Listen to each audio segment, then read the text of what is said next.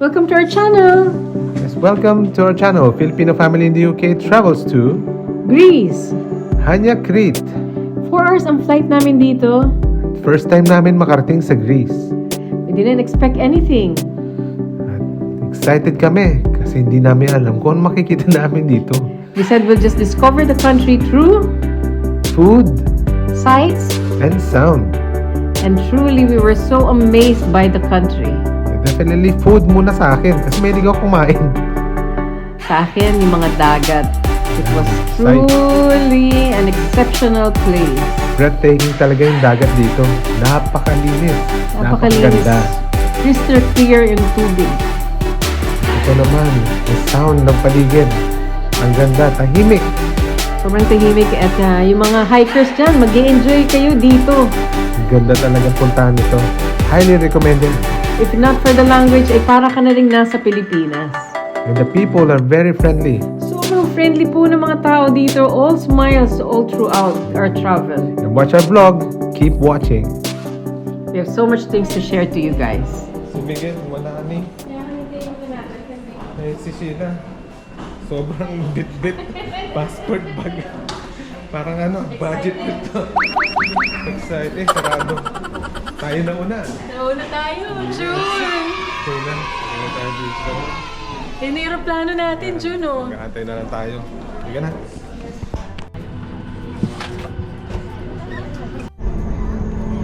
Nandito na tayo. Can't see it, you keep scrolling. Ethan. June, excited ka na? Hi. Oh. Mainit po dito. Kahit Maraming sa England. salamat. Oh, shy. Sorry. Pasensya na. Maraming salamat. Ingat po. Thank you. Bye-bye.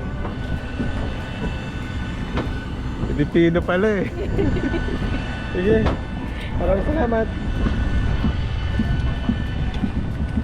Ay, isa palang Pilipino yun. Sheila. Hindi ito pala pag may kumakausap sa akin. Yun nga eh. Akala ko rin eh. Kasi Miguel. Kasi Miguel. Really got stuck.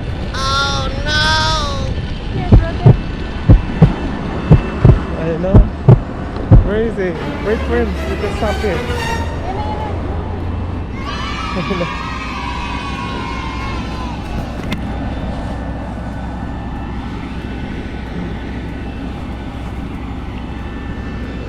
Let's go, Mick.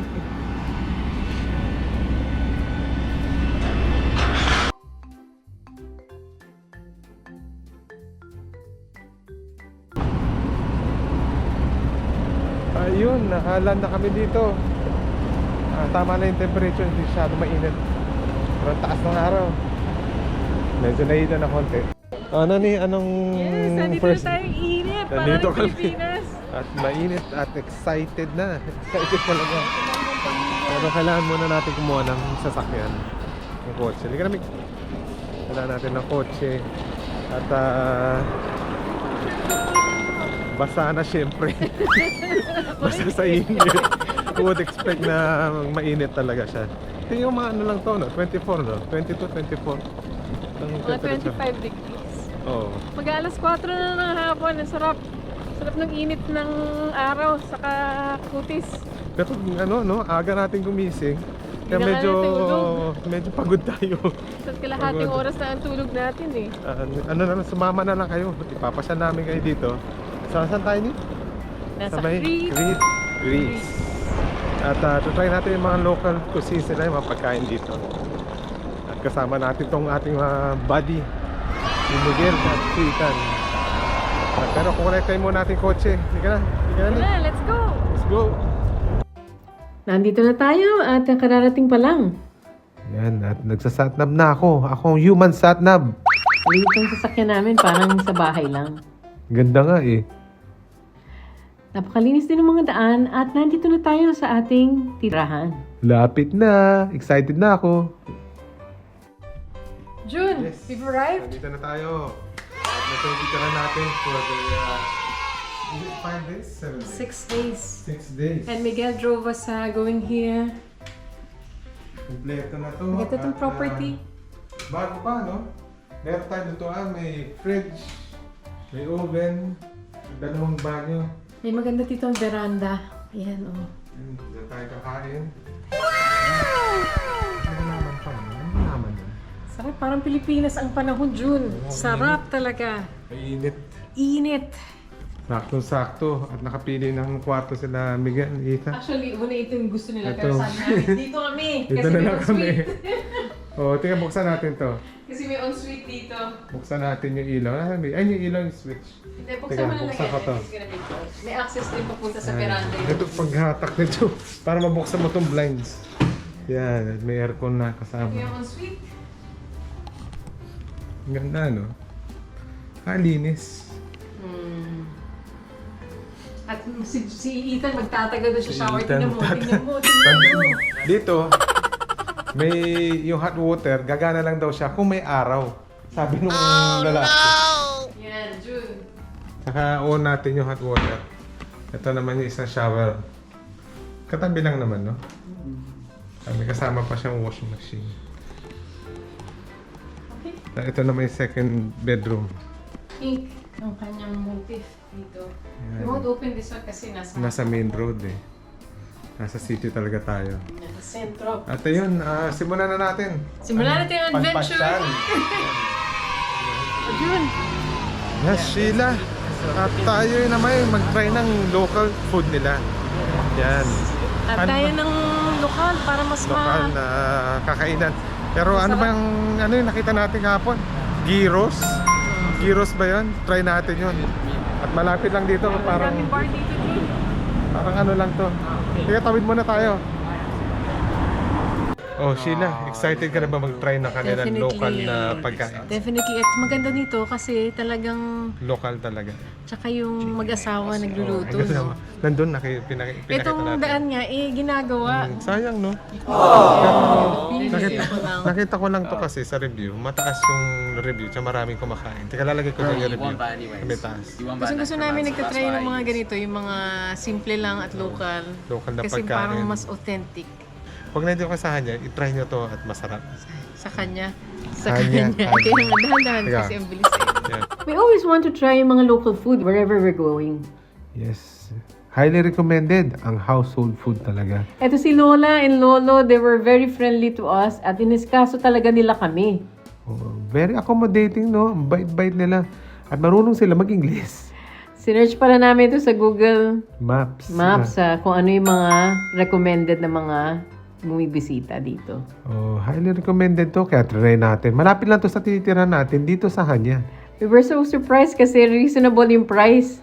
Mura lang, no? 3 euros and 50 cents. At itong Greek salad, si June, gustong gusto. First time ko nito. At meron palang oregano. Oregano na ginagamit nilang herbs dito kaysa sa basil. Oh, very healthy ang oregano. Kaya try ko na yan pagbalik natin sa England. Yan. At least na-change yung mindset mo. Ano ba yung nasa Greek salad, Sheila? Yogurt. Greek yogurt, syempre. Sarap, sabi ko. Anong Greek yogurt? Yung Greek salad na yun, ganun no? ba? May feta cheese. Feta cheese. Kala kasi titignan ko kasi yung pagkain ko dito. Oh, sarap na sarap ka kasi. Oo, Nakalimutan mo nagugutom na. ako. Oo, tinitingnan ko Yan. pa lang. Sana hindi lang to voice over. Sana totoo. Yum. Yun, no? Yummy. Sarap, no? Honestly, masarap siya talaga. Sobrang sarap. Oo. Talagang sa side street lang ito. We didn't opt for the restaurant. First time namin to. Talagang highly recommended. Si Ethan nga, nagulat Ayun, no? ako. Pagtingin ko sa kanya, ubus niya na kaagad yung pagkain niya. Gusto pa ng isa. Ayan. Sila Lola and Lola talaga, they kept on checking on us. They kept on coming back. Nako, Sheila. Nasaan natira sa pagkain? Masarap siya talaga. 1 out of 10. lang pero sobrang sarap. Ubus ko rin sa akin. couple, they're so nice. Very nice yung yung may-ari. May-ari. Parang parang lola at lolo Parang lutong bahay ang ginawa nila. Sarap talaga. Oh, ito Greek salad, nag-order kami extra. Plus yung ating gyros. Sarap siya. Highly recommended. Sarap talaga. Yan. At maraming salamat ulit sa panonood sa amin. At iba naman gagawin natin sa dito sa Liliwaliw Greek, na naman kami. sa Greek island na to. At sumama kayo sa amin. Yan, nagbigay pa ng ice cream. Maraming salamat. Thank you guys. Go inside and see the bags. Thank you. Thank you. Thank you very much. Let's go. Yasu. Yasu. Let's go.